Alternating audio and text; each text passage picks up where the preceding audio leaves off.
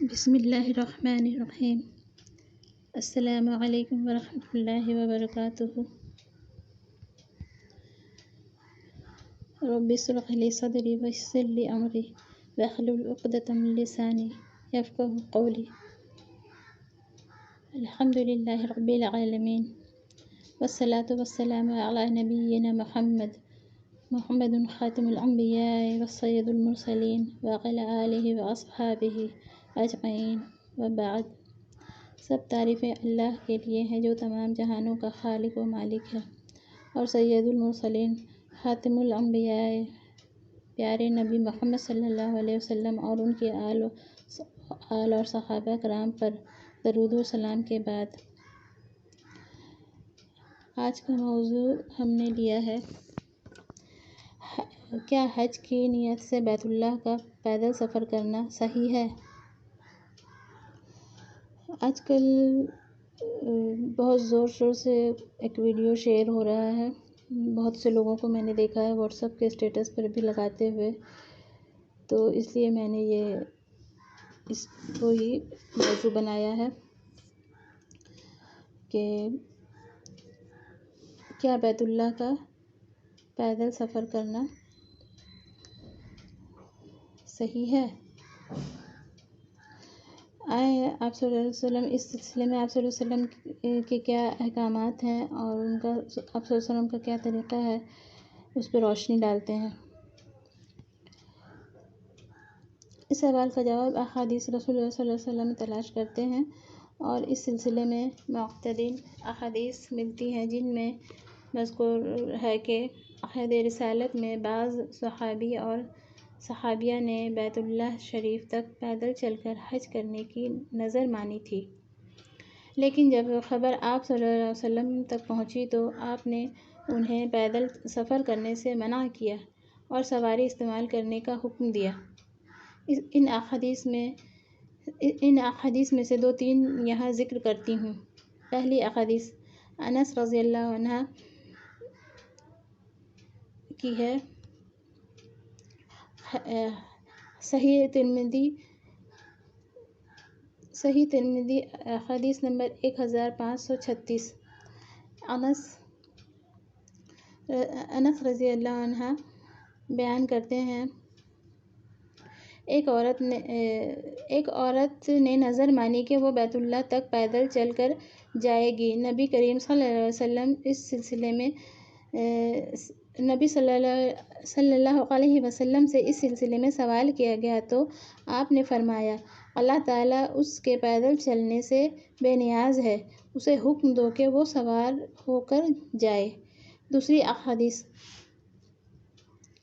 صحیح ترمذی حدیث نمبر 1537۔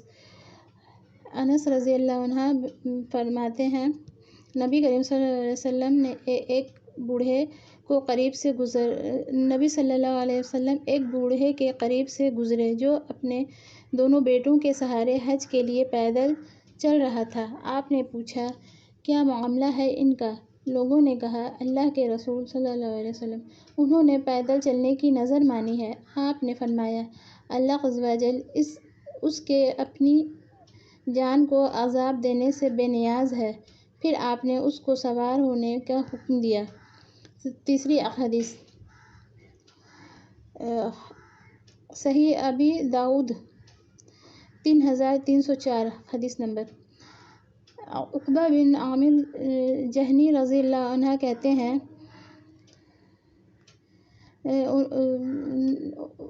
انہوں نے نبی کریم صلی اللہ علیہ وسلم سے کہا، میری بہن نے بیت اللہ پیدل جانے کی نذر مانی ہے، تو رسول اللہ صلی اللہ علیہ وسلم نے فرمایا، تمہاری بہن کو پیدل بیت اللہ جانے کا اللہ کوئی ثواب نہ دے گا۔ مذکورہ بالا مسئلہ کو سمجھنے کے لیے یہ تین احادیث ہی کافی ہیں۔ ان احادیث کی روشنی میں ہمیں سب سے پہلی اور اہم ترین بات یہ معلوم ہوتی ہے کہ سواری اور سہولت ہوتے ہوئے کسی کو دور دراز مقامات سے بیت اللہ کا پیدل سفر کرنا چاہے اگر کوئی ایسا صحیح نہیں ہے۔ اگر کوئی ایسا کرتا ہے تو رسول اللہ کے حکم کے خلاف ورزی کرتا ہے۔ دوسری بات یہ کہ جو لوگ یہ سمجھتے ہیں کہ بیت اللہ کا پیدل سفر کرنا عبادت اور اس پر زیادہ اجر ملتا ہے، تو انہیں معلوم ہونا چاہیے کہ یہ خیال غلط ہے اور اللہ تعالیٰ اس عمل سے بے نیاز ہے۔ تیسری بات یہ ہے کہ سواری ہوتے ہوئے بیت اللہ کا پیدل سفر کرنا جسم کو تکلیف و مشقت میں ڈالنا ہے، جس سے اسلام نے ہمیں منع کیا ہے، اور اللہ تعالیٰ ایسے تکلیف والے عمل سے بے نیاز ہے۔ چوتھی بات یہ ہے کہ بیت اللہ کا مشقت بھرا پیدل سفر خصوصاً اس زمانے میں انسان اس لیے کرتا ہے کہ اسے حج کا زیادہ ثواب ملے۔ بعض شہرت کے لیے بھی کرتے ہیں، جبکہ ہمیں رسول اللہ صلی اللہ علیہ وسلم نے خبر دے دی کہ ایسا کرنے میں ہمیں کوئی ثواب نہیں ملے گا۔ مقصد شہرت ہو تو پھر حج وبال بن جائے۔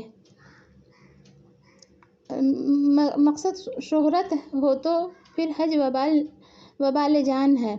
جو اللہ اور اس کے رسول صلی اللہ علیہ وسلم سے محبت کرتا ہے اور اپنے حج کو حج مبرور اور مقبول بنانا چاہتا ہے، وہ آپ صلی اللہ علیہ وسلم کی طرح حج کا فریضہ انجام دے گا، بلکہ آپ نے ہمیں حکم بھی دیا کہ تم مجھ سے حج کا طریقہ سیکھو۔ چنانچہ حضرت جابر رضی اللہ تعالی عنہ بیان کرتے ہیں، صحیح مسلم حدیث نمبر 1297 کی حدیث ہے، میں نے نبی کریم صلی اللہ علیہ وسلم کو دیکھا، آپ قربانی کے دن اپنے سواری پر سوار ہو کر کنکریاں مار رہے تھے اور فرما رہے تھے، تمہیں چاہیے کہ تم اپنے حج کے طریقے سیکھ لو، میں